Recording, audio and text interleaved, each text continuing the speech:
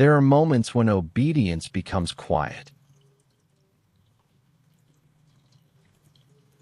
Not because God has left, but because He has said enough.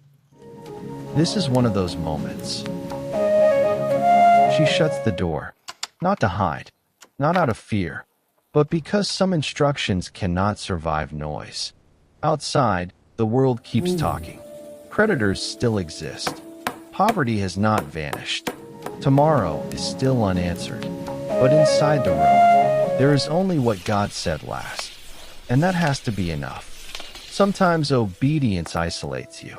Before it ever elevates you, you begin to spend more time with God and less time explaining yourself to people. Not everyone understands why you believe, when the odds are still stacked against you. So you close the door.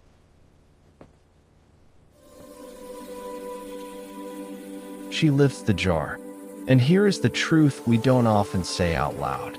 She doesn't know if this will work. This is what it feels like to begin something God asked of you. Before there is evidence, before there is agreement, before there is applause. Faith is not certainty. Faith is action in the presence of uncertainty. Her hands move, before her fear has fully settled, and she pours.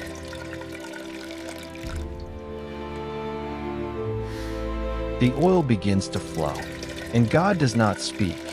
No affirmation, no reassurance, no voice saying, "Well done," just oil. This is the part that unnerves us, because we expect God to validate us. While we obey, we want a sign, a feeling, a hint of what comes next.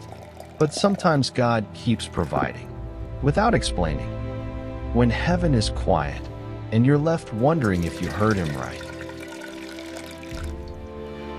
The oil continues, but God does not speak, and she must decide, will I stop because I need a word, or will I continue because I already have one?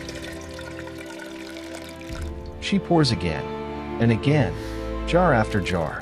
Her arms begin to ache. Her mind begins to wander. This miracle is not dramatic. It is repetitive.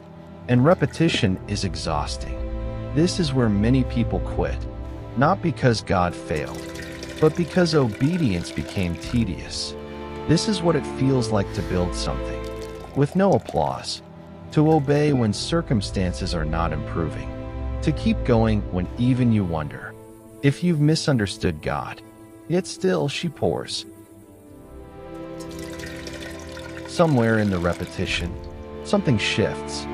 Fear loosens its grip, not because the outcome is clear, but because obedience has become rhythm. She stops asking if. She focuses on now. This is what trust looks like, before confidence arrives. Not excitement. Focus.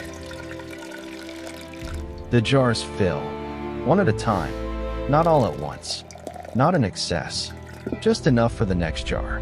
This is how God often provides. Enough to keep going, enough to hope, enough to trust Him again tomorrow.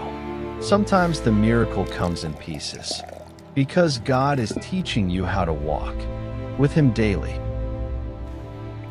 Here is the part we cannot miss. If she stops pouring, it stops flowing. Some breakthroughs don't collapse because God stopped moving. They collapse because we stopped participating. God is supplying, but she is participating. Grace does not replace effort. Grace empowers it. This miracle requires her presence, her consistency, her obedience. She cannot go back now. Sustainability has replaced survival.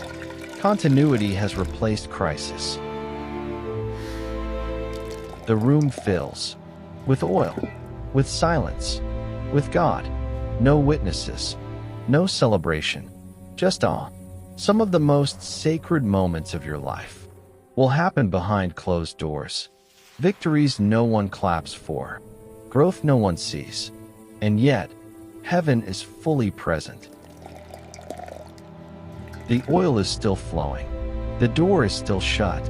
The journey is not finished. But she has changed.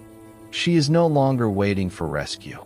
She is walking in obedience, participating, trusting, pouring, and that